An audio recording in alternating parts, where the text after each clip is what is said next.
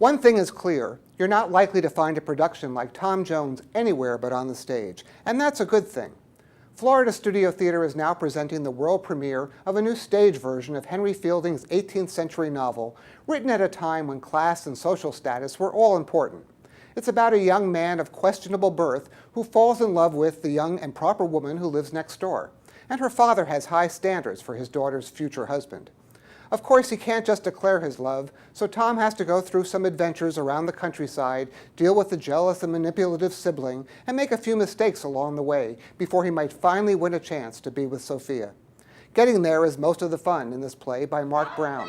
He previously did a marvelous stage version of Around the World in 80 Days, in which 5 people played all the parts. He does something similar here.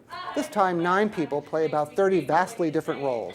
Someone can walk off stage as one character, change a hat or an apron, and maybe an accent, and return a moment later as someone else. Matthew Goodrich is the exception. He gets to play the title character throughout, and he's charming and fun, as the central force around which a lot of silliness develops.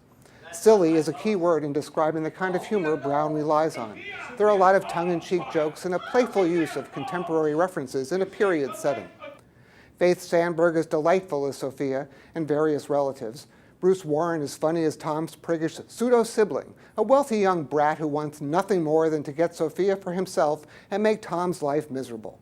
They're part of a cast that is game for all kinds of craziness in this highly theatrical production, directed with a lot of energy by Mark Shanahan.